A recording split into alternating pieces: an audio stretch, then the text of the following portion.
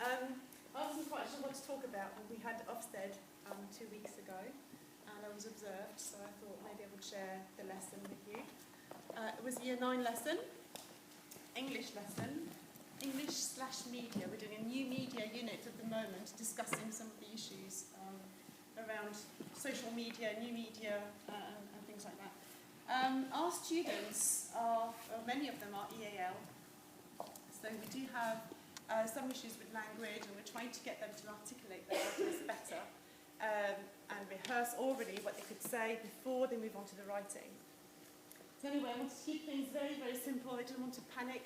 I just wanted to carry on with my scheme of work. I did not write a lesson plan. I just thought I'm going to do 2 simple things, 2 ideas that I nicked from other people, in fact. The first one is silent debate. I don't know how many of you have used that before, but there you go. And the second one, I borrowed John Sayers' question formulation grid, which always works really, really well in my classes. It was the first time I used it with Year 9 though, so I just want to take you through the lesson, if that's okay. We had done a few lessons looking at the pros and cons of the internet, and the students had some ideas about what to say, but it was fairly basic. So we decided to do a lesson trying to explore a few more ideas.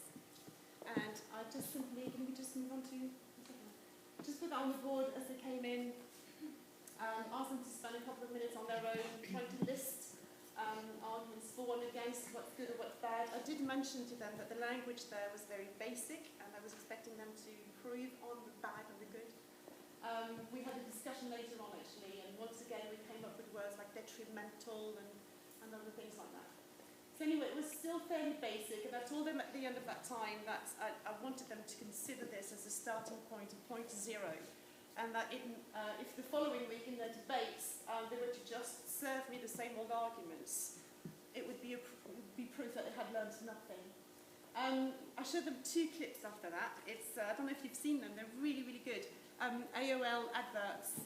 The first one was called The Internet is a Good Thing, and the other one is The Internet is a Bad Thing. And the arguments in there are really compelling, actually. But the language is very, very difficult for some of them. It talks about surveillance, it talks about the permissive society that we live in. So some fairly challenging ideas in the 2 adverts, but they're very short, they're about 1 minute each. After showing them each one, we simply spent more time allowing them to add to their ideas, develop their ideas, share together, clarify the language an awful lot, and tease out the ideas. And what they're very, very good at doing is bouncing off each other's ideas and completing each other's answers and rephrasing. And I had to do a lot of guidance at the beginning, obviously. I had to probe quite a lot. I had to redirect. And I was absolutely relentless in pushing them forward with their ideas. Something I actually did was to stop students who were trying to veer off in a different direction and simply stick to one thing and see how far we could take it. The whole time the inspector was there, just scribbling away, literally scribbling away. He could not say anything, could not talk to the kids because they were talking to me and discussing things. And that's when we moved on to the silent debates. They had all these arguments on paper, more or less, and I asked them to simply put this question in the middle. Is the internet a good or a bad thing? We started talking about things like a utopian and dystopian view of the internet, so it was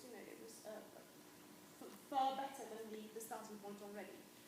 And that was it. So for 8 minutes, they just worked in silence, debating on their sugar paper, having a real go at one another. Why is that? I don't believe this. And could you explain this better? Obviously not a word. It was just complete silence that had descended upon the class, which was beautiful. Eventually I stopped them, very reluctantly, but I wanted to go. Can we just move on? I didn't do the objectives. You know, just to say that I've nicked this idea as well. I don't know if you've heard of Zoe Elder, but I really like the objective and then the outcome and the so that in the middle. I've been using that with all my classes recently, and it's really good. Can we just move on, please? Yes, another one. Right, so some of the result was this. It's just a little a snapshot of some of the stuff we've done. I stopped them and said, okay, here's the grid, the question grid. Then you move on to the next one. I can't remember where the grid is.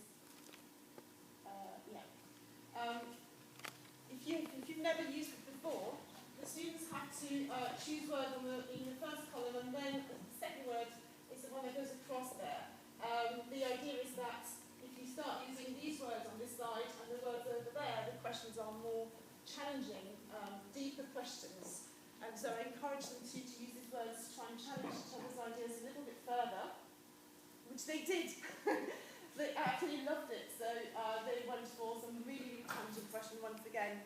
And after that, I gave them 5 more minutes to carry on in silence, doing their silent debating on paper. I had to stop them. They were reluctant to stop, and I simply asked them for some feedback. And the feedback was, in their pairs, to choose the best thread of arguments that they've had, and just feedback on that, which they did beautifully. So there you go. By the way, the inspector just left at some point, I'm not sure when. We're all very busy, and the kids were loving it. Do you want to maybe just pick some of the other ones? This is some nice ones, I think. There's probably, that's that one. Not if you can see, not very high resolution, but they were really arguing one another, questioning, specific words, specific ideas, asking for illustrations. The whole thing was to try and have plenty of arguments and done. Plenty of arguments for debate that would be in the following lesson. So that was good. The verdict from the inspector was simply nothing to worry about, great learning.